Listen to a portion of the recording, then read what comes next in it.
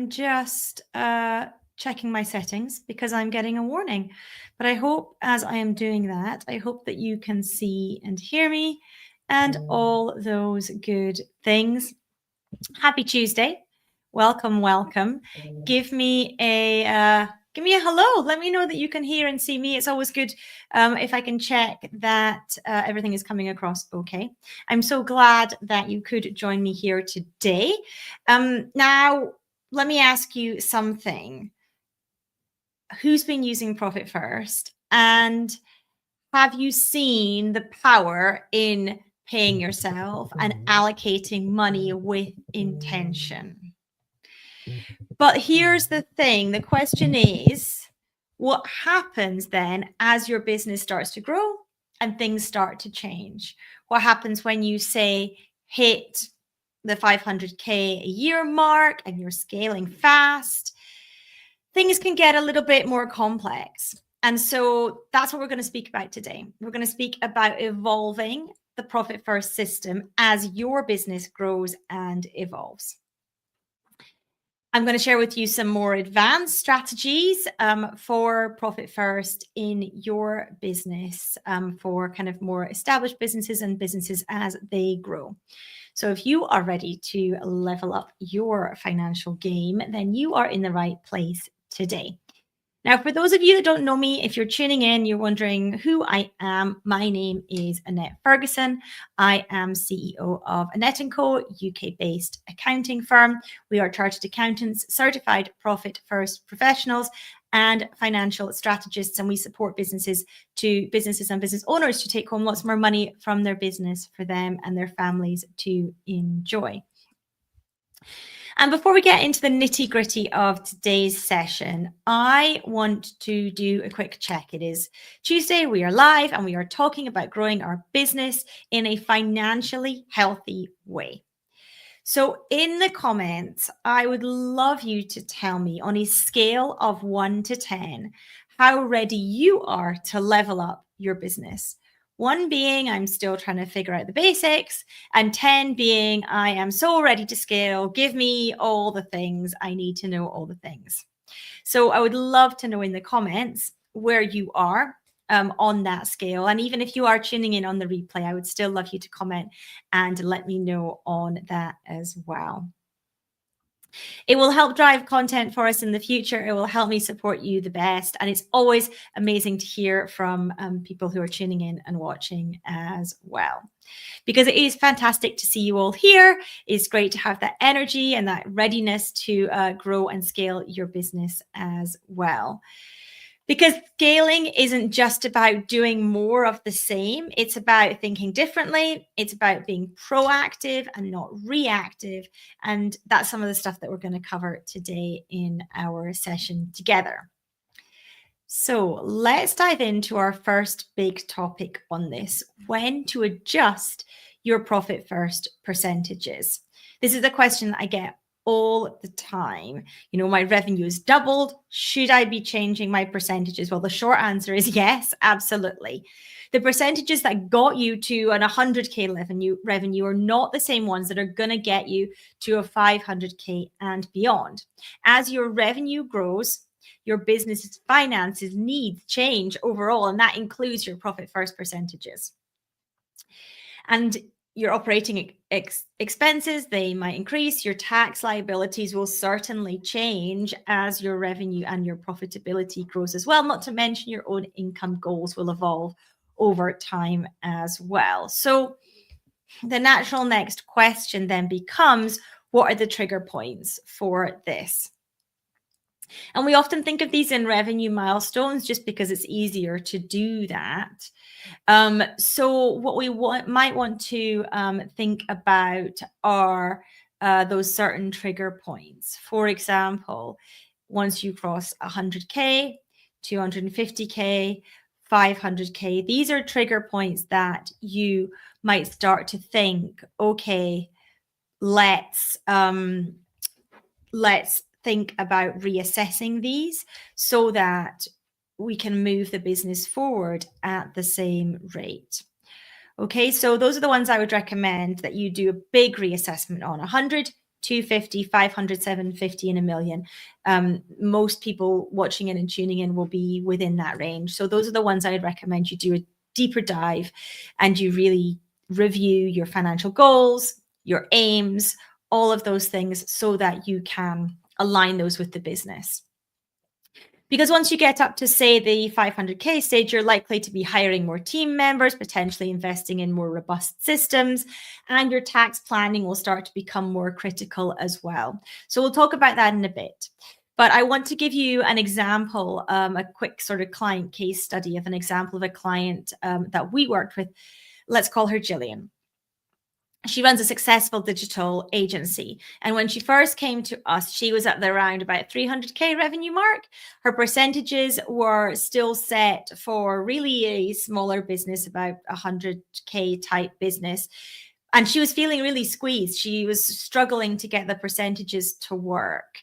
It seemed like there wasn't enough money for everything. So we sat down and reviewed her numbers with her and adjusted her allocation percentages. We actually slightly decreased her operating expenses and we carved out a specific allocation for team and team growth.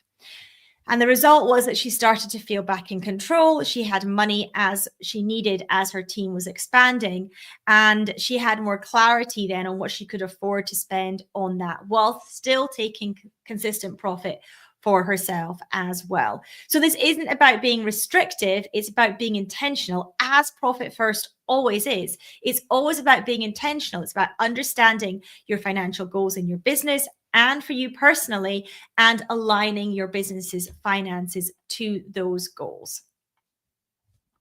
So let's talk about something that then happens with a lot of businesses as they scale. They add more revenue streams. For anyone that's seen much of my content, you will know that I really don't recommend multiple revenue streams under £100,000 worth of revenue. And it's just because when you are building a business at that level, it needs all your energy in one revenue stream in order for that to be successful before you can get it to a stage where you can perhaps afford to spend some automation on it or team supporting you. And if you start adding lots of revenue streams below that level, you dilute the message and you dilute the time available to you to grow and focus on that revenue stream. But as we start to grow and scale our businesses, then often we can add more revenue streams in there. Maybe you've got a core service just now and you decide that you're going to add on a digital course or a membership or something like that. And they can be great for growth, but do remember that they will take time, your time, away from your core offer. So you have to make sure that that is going to be right for the business and, as I say, for your financial goals. But let's say that you have done that. Sometimes business owners that do this can start to feel like their finances feel a little bit messy. They got stuff coming in from different places at different times and with different profit margins ultimately as well. And so how do we handle all of that within Profit First? And does it even matter from a Profit First perspective? Well, what some people do in this situation is they actually have two income accounts so that they feel like they can get a handle on when the money is coming in and the rhythm of the money. Now, that may not work in all situations because it will depend on how you're collecting funds. But for some business owners, that can be really helpful to have two separate income accounts so that they can get the cadence of the cash coming in, and they can potentially also allocate profit, for example, in a different percentage from the different sides of the business if one is more profitable than the other. Of course, that also creates complexities around overheads and where you pay those from and things. But for some businesses, this can be really helpful as well. For example, we had a client, Mark, who was running a software company, and he has a SaaS product as his main product, but he also did some custom development work. So these people paid differently. They paid in different ways. So the SaaS product, that was collected through Stripe and that was processed that way. But the custom development work, that was paid through bank transfer. So it was actually relatively straightforward for him to have the income coming into two separate places. And he was able to monitor that better. He felt that that gave him some better control over the cash and understanding which side of the business was supporting his business the best. He discovered that, of course, the custom work was where he was making his profit, and therefore it allowed him to strategically increase prices for kind of custom development and invest in more marketing in that side of the business, because it became a bit clearer to him what was happening. Now, even if you don't have two income accounts, you should, of course, be tracking this in your transaction management and making sure that you understand the margins there. But some people prefer to also mirror that in their Profit First setup as well. Now, here's another one. If you're scaling, you're busy and you need to hire usually. But how do you do that without sacrificing profit? Well, here a lot of business owners can get stuck, because a big problem that we often see is that people hire actually too quickly. Their payroll balloons and suddenly all their profit is gone. And this happened to me too. I did exactly this. I hired too quickly. I got tons of people in at the same time for all areas of the business. So across marketing, sales, and operationally, I did a big recruitment drive, and my payroll ballooned, and actually everything else didn't catch up at the same time, and it eroded profitability, and we had to reverse a little bit and work through that, because the key here is to be strategic, and you can use Profit First to support hiring. So before you even think about hiring, you want to have a dedicated payroll bank account pot or space. To me, this is a complete non-negotiable. And the payroll account is essentially partly funded by what would have been in operating expenses. And then making sure you have a clear budget for what your payroll expenses will be. You need to map this out. You need to do a profit plan, which is a forward-looking cash projection for the business, to understand when you actually can afford to hire without impacting negatively your profitability. So thinking about that, and also thinking about hiring based on where your business is headed as well. So you need to know both these things, and you can't do that without a forecast. So understanding those so that you can understand when your business can hire, and understanding the balance between payroll and profit, because a healthy business should be able to afford both those things. It's not an either or. It's not reducing your salary to take other people on. And if you're finding that you cannot afford to hire without sacrificing your profit or your owner's pay, then you need to be looking at your pricing and your efficiency in the business. Are you charging enough for your services? Are there inefficiencies that your business can streamline? Don't just throw people at the problem, which is exactly what I did and I learned from. Throw systems and strategy at the problem first, and then work out what you need. As well as this kind of going a little wonky in my own business, we also worked with a client that it did as well, a creative agency who was exactly in this situation when they came to us. They were desperate to hire a new designer, but their numbers just didn't support it. So we worked with them to create a profit plan, a 12-month financial forecast, where we identified some key areas that they could impact the revenue and increase their prices and whatnot. And they also implemented some new project management software to help with the efficiencies. And that meant that within 6 months, they were able to hire the new designer, and their profit margins actually increased as a result of all this work that was happening beforehand. So they were being intentional and strategic, and not just reactive to the feeling that, oh my goodness, we need someone else to help in the business. So next, let's talk about a favorite topic for many people, which is, of course, tax. It is incredibly exciting, and I realize that it's not necessarily the most fun thing for many people to talk about. But as your business scales, it's incredibly important that you understand what that means for tax purposes. Because ultimately, the more you earn, whether that's your limited company or yourself personally, or you're a sole trader, the more you earn, the more you pay in tax. That is just a fact of life. Now, we don't have to ever overpay tax, but we will pay more. So it's crucial that you're proactive and strategic in your tax optimization, and Profit First can help with that as well. So the first thing, of course, that you need is a dedicated tax account, but you actually need more than one, because you need a personal tax account and you need a company tax account if you're a limited company. And those, of course, should be getting funded consistently from your weekly or 2-weekly allocations. But it's not just, of course, about putting the money aside. You do need to be actively looking at ways that you can optimize your tax position as well. So that, of course, for the vast majority of people means working with a good accountant who understands both your business and Profit First and can advise you on things like tax efficient investments, pension contributions from your company, claiming things that you're entitled to, trivial benefits, use of home as office, all those good things. So we need to make sure that those are all going to be set up fully within your allocations so that you can contribute to these things as well to reduce your tax position. For example, making sure that within your allocations, you're allowing for pension contributions is really important. Making sure that your business has the correct structure for tax is also important. Perhaps you need to move from a sole trader to a limited company in order to make yourself more advantageous for tax purposes. But please don't assume that is a natural default.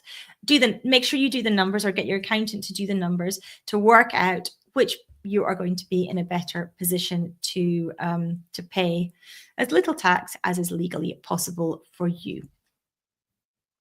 So we've covered a lot of ground so far. We've talked about adjusting your percentages as you grow, handling multiple revenue streams, hiring team, optimizing for tax. But how do you hold that all together? How do you maintain a laser sharp focus on profit as you scale? And the answer most of the time is systems. Building a robust, scalable system that supports your growth. And this is not necessarily an easy task either. Now, your Profit First system is a foundation, but we want to build on top of that from a financial perspective. And of course, you want to be building systems operationally too. But building on your Profit First for your financial systems, we also need to have clear financial reporting so you can see the numbers at a glance. If you are getting up to 300, 400, 500,000 pounds revenue and you are not getting bookkeeping done at least monthly, you're not able to see monthly management information, that needs to be assessed. That should be something that you're able to do on a monthly basis. Now, of course, that does require the business providing whoever is doing that with the information on a timely basis, but you need to get into that routine and system of doing that so that you can have monthly management information, those clear financial reports to help you make data-driven decisions in your business. Because once you get to that level, winging it is typically not an option. So it means also having kind of regular rhythms of financial meetings, either with yourself or your bookkeeper or your accountant, to review your progress, make any adjustments needed. It means having software and tools to automate and set up these systems as much as you can so that you can spend time on growing your business as well. Now, one of the most important systems you can have is a cash flow forecasting system, or as I've said before, as we call a profit plan. And that's basically a spreadsheet that allows you to project income and expenses over the next 3, 6, 12-month period. And it essentially acts as your crystal ball for your business. It shows you where you're headed. It will help you make proactive decisions. You can use it for scenario analysis as well. So you'll be able to see when you have enough cash to hire. You'll be able to know when you can afford to buy a new piece of equipment or a laptop or something like that. And also when you need to be more conservative with your money as well. You know, when your business is smaller, a lot of stuff you can keep in your head with this. But as you scale, that does become impossible. So this will give you the confidence to make decisions, ensuring that you always have that focus on profitability as well.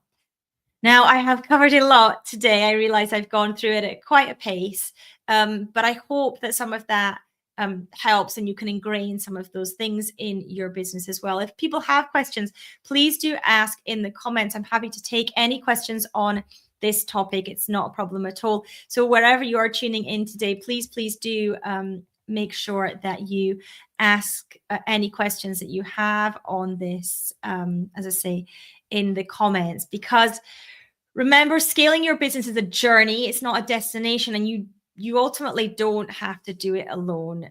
Of course, if you are ready to scale strategically and you want support to do that, then we are here to help you do that. There is a link in the description to this video where you can book a call to discuss exactly that with me. I also have the URL on the screen for you too, if you want to speak about getting profit first in your business, implementing profit first, whatever stage of implementation you are on, tweaking the system for you and your business, and getting support to do that, to support your long-term sustainability and profitability. Then please do book a call. I would love to speak to you about that as well. Now, I don't see any questions coming through in the comments, but as I said, I'm happy to answer those if you have any. So I'll give it another minute or two. Well, hopefully somebody is frantically typing away in the comments, but I understand if you're a little shy to discuss these things in public. Sometimes people are, so happy to receive any messages as well privately on this too. But I do thank you so much for tuning in and joining me today. I know your time is incredibly precious, so I massively appreciate you spending some of it with me. I hope that you have found today's session valuable as well. Now, next week we will be back again. It will be our session next week. We will be back to the 12 o'clock time too. And I'm going to do a longer Q&A session next week. So if you do have any questions that you want answered in that, please do ask in the comments. Please feel free to send me an email. You can do that by emailing admin@annetteandco.co.uk. So let me just pop that on the screen. admin@annetteandco.co.uk. You can pop an email over to me with any of these questions that I can then, and I will then answer those live next week as well. A Hunger Within is saying, do you only do tax planning? No, we don't. We work with small businesses to do accounts, tax, payroll, VAT. We do cash flow forecasting, profit first support. So we do all the numbers stuff, bookkeeping, VAT returns, payroll. We do all the number stuff in your business. So I'm happy to discuss any of that with you. As I say, you can book a call. The link is in the description, or you can drop me an email as well. That's no problem at all. Because remember, profit is not an afterthought. It's a choice. And we want to make sure that we are always choosing a profitable business, because if our business is not profitable, ultimately it does not exist for that long. And it means we cannot support anyone, including ourselves. So you have the power to choose profit every single day. I hope that you can work towards doing exactly that in your business, so that you can continue in your business for as long as you want. Hunger saying, I have a good accountant but could do some tax planning. Happy to discuss that with you, Hunger. That's no problem at all. As I say, yeah, book a call or pop me an email, and we can happily have a chat about that on a call and see how we can support you. Wonderful. It was lovely, as I say, to speak to you all today. I hope you have a wonderful, wonderful rest of your week. I will be back at midday next Tuesday as well for our next session. So I will see you all then. Take care, everyone. See you soon.